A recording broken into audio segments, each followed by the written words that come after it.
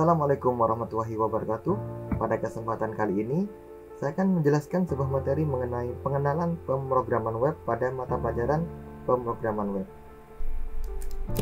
Sebelumnya, kalian harus tahu terlebih dahulu, apa itu pemrograman web.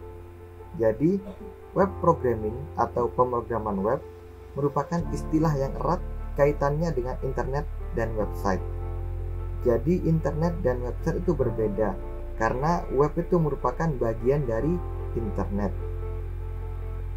Karena pemrograman web merupakan suatu proses pembuatan website untuk keperluan internet. Di sini orang banyak mengenal web itu dengan istilah WWW atau World Wide Web. Seperti itu.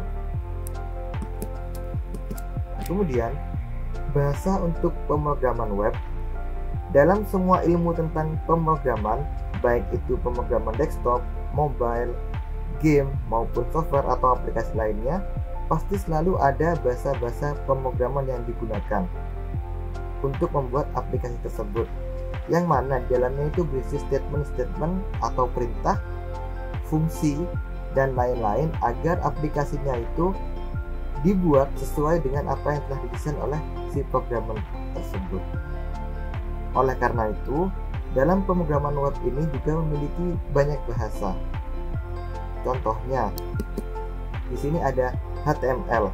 HTML digunakan untuk membentuk struktur halaman website. Jadi setiap website itu pasti dibuat menggunakan HTML ini. Sebetulnya HTML itu bukan bagian dari bahasa pemrograman, tapi HTML ini merupakan bahasa markup yang digunakan untuk membuat halaman dasar sebuah website. Jadi sebuah website itu tidak terlepas dari namanya HTML. Kemudian yang kedua ada CSS. CSS ini digunakan untuk membentuk desain website agar tampilannya menjadi lebih menarik. Jika kalian ingin mengetahui CSS lebih banyak, dapat mengklik info di pojok sebelah kanan. Nanti di sana ada video tentang CSS. Kemudian ada PHP. PHP merupakan salah satu bahasa pemrograman yang digunakan untuk melakukan proses data pada sisi server. Setelah itu ada JavaScript. JavaScript ini gunanya agar website lebih dinamis dan interaktif, maka kita harus menggunakan yang namanya bahasa JavaScript ini. Dan yang terakhir adalah MySQL. MySQL ini biasanya kalau di website digunakan untuk mengatur database pada sebuah website. Jadi kalian pada pemrograman web ini akan mendapatkan 5 bahasa ini nanti. Setelah itu kita harus berkenalan juga dengan toolnya atau aplikasinya.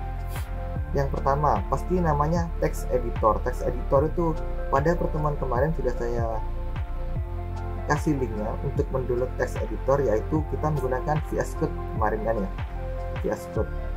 Nah, text editor itu merupakan sebuah aplikasi yang digunakan untuk mengetikkan kode-kode bahasa pemrograman. Text editor itu cukup banyak yang digunakan. Salah satunya yaitu yang saya kasih kemarin, VS Code, Visual Studio Code. Setelah itu ada web browser. Web browser ini untuk menguji kode-kode program yang sudah kita buat tadi di text editor, apakah sudah berhasil. Nah, ngeceknya itu di web browser. Web browser itu banyak, ada Google Chrome, Mozilla Firefox, Opera, dan lain-lain. Kemudian yang ketiga ada namanya web server. Web server ini merupakan sebuah aplikasi yang digunakan untuk menerima permintaan dari protokol HTTP atau HTTPS, kemudian mengirimkannya kembali ke pengguna web dalam bentuk halaman web. Apache adalah contoh dari web server. Nanti ini aplikasinya akan saya berikan ketika sudah mencapai pertemuan ke-5 atau ke-6. Aplikasinya berupa SAM. Kemudian ada juga istilah-istilah yang harus kalian pahami terlebih dahulu sebelum kita masuk ke pemrograman web ini. Ada HTTP atau singkatannya itu Hypertext Transfer Protocol. Fungsinya itu untuk mengatur komunikasi antara server dan klien. Yang kedua ada server. Server berarti merupakan komputer yang menyediakan layanan-layanan yang nantinya digunakan oleh klien. Sedangkan klien merupakan komputer yang bisa menggunakan segala resource atau sumber daya yang tersedia di dalam jaringan tersebut. Dalam hal ini klien yaitu web browser, jadi Chrome dan lain-lain itu merupakan kliennya.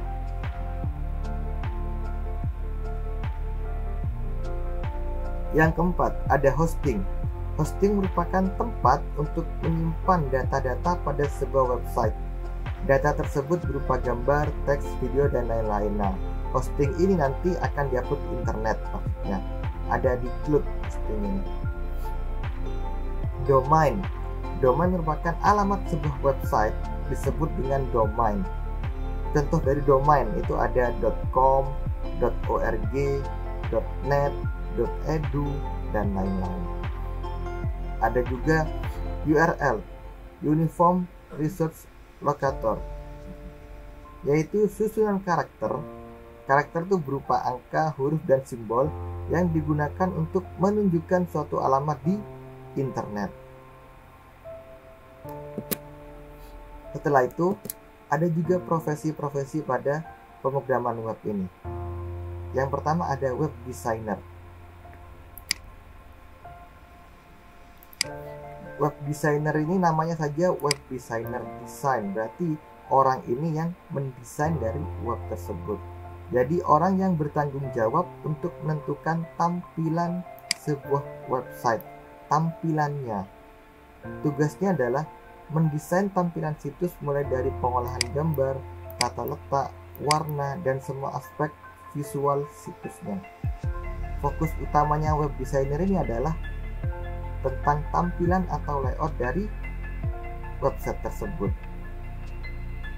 Seorang web designer itu harus menguasai yang namanya HTML, DHTML, pengolah gambar, animasi, dan movie. Intinya adalah visualnya, disebut sebagai front end.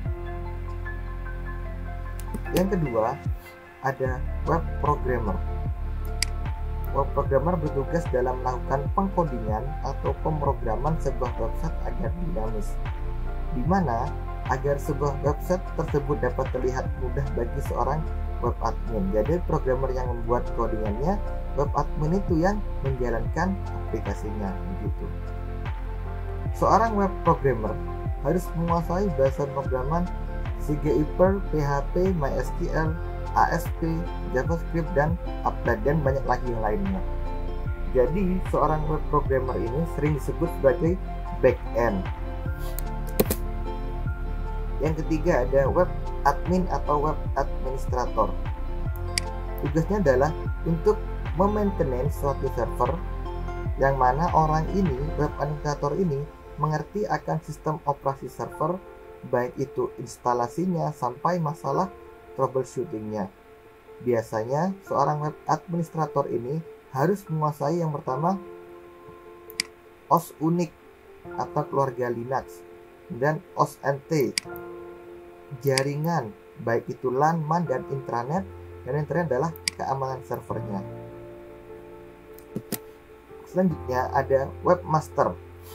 Jika kita berbicara tentang webmaster, berarti webmaster ini itu gabungan dari ketiga-tiganya tadi, dari web designer, web programmer, dan web administrator. Jadi seorang webmaster ini berarti menguasai tiga-tiganya, berarti ini masternya maksudnya. Yang harus dikuasai itu adalah semuanya yang kita bahas tadi itu. Webmaster berarti sudah menguasai pemrograman web ini dengan baik, seperti itu. Yang terakhir adalah web developer. Berarti web developer ini merupakan kegiatan di atas secara keseluruhan dinamakan suatu tim yang dinamakan web developer. Web developer ini memberikan bantuan seperti konsultasi web, konsep web yang akan dibuat, dan membangun sebuah website, seperti itu.